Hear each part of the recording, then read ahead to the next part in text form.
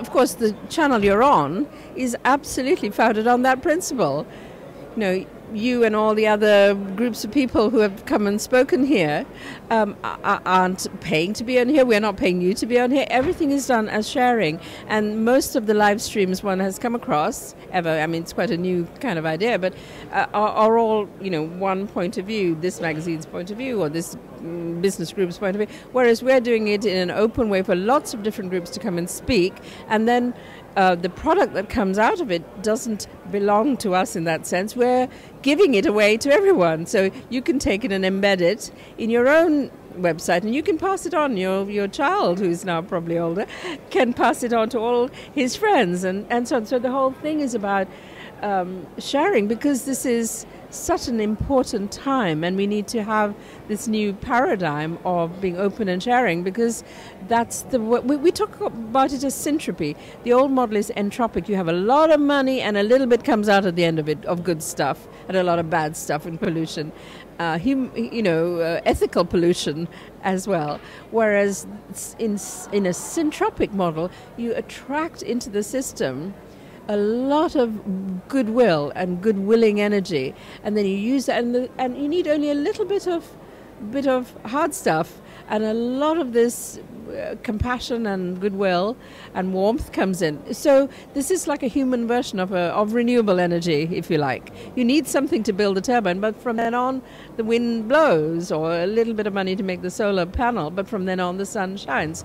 And that is what we're trying to do here at One Climate, and that seems to be very much the kind of thing you're talking about. I wonder if you could give us an example, Sanjay, of this in practice. I mean, we talked about, the story when we were talking earlier. I mean, the old story, it's ours, it's mine, you compete. This is a very old story, which isn't working. So what kinds of how do we bridge the gap with the new stories we tell our children and grandchildren? How do we actually physically do that?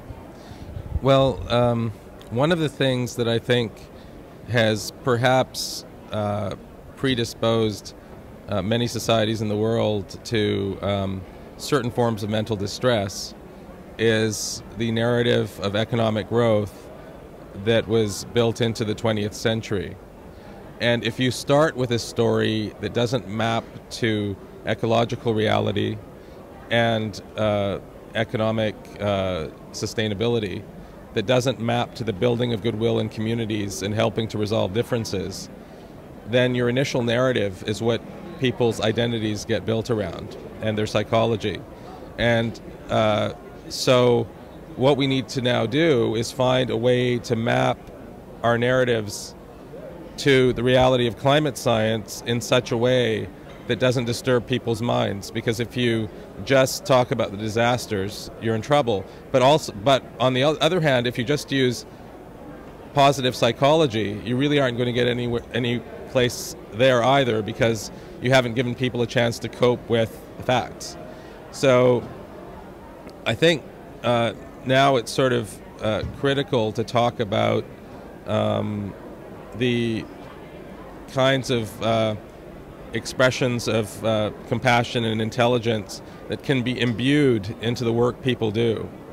And whether that work is in the NGO space, whether it's in organizations, finding the resilience that we'll need to move forward will be really important. And we at Resilient People in Climate Change, an NGO I'm going to be founding in the next few months, we believe that we can provide a service of bringing together information on psychological and social impacts of climate change, where we can offer remedies to all kinds of people and organizations, where we can store the seeds of cultural stories that may help us rebuild after some of the shocks that we're going to face.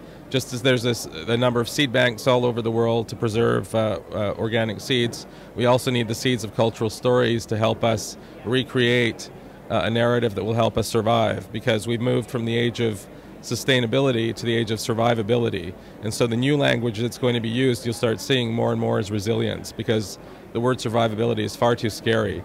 So we're going to have to talk about what resilience means. And I'm only partially resilient, and you're only partially resilient. So we're going to need each other to look out for each other's resilience more and more. And so we're going to have to develop skills. One of the great threats of the post-Copenhagen environment is that people may despair and stop. There's an environmental fatigue where people get tired of talking about how upset they are about how this issue is evolving. And so I think it's important for us to build probably deeper listening skills so that we don't shut ourselves off from our own emotional experience and don't end up inadvertently isolating people to be very alone with a barrage of troubling reports on the latest acceleration of ice sheet melting or the latest drought or the latest famine. And I think we need to put a lot of compassion into the world at this time, in the sense that in ancient cultures, compassion was seen as the water of civil society. And if you lose the actual water resource and you don't build compassion at the same time, then the risk of strife will be much greater. So this is all going to have to be part of a very practical way of learning how to be in a time of crisis, how to be able to think well under cognitive stress. Because if we face these stressors and our ability to think worsens because we're more and more upset, then we won't be able to contribute to problem solving.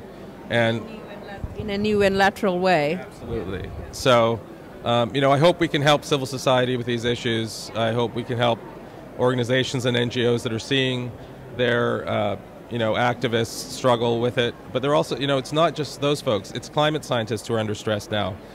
Climate scientists are trying to speak, or found themselves being activists when they didn't want to be.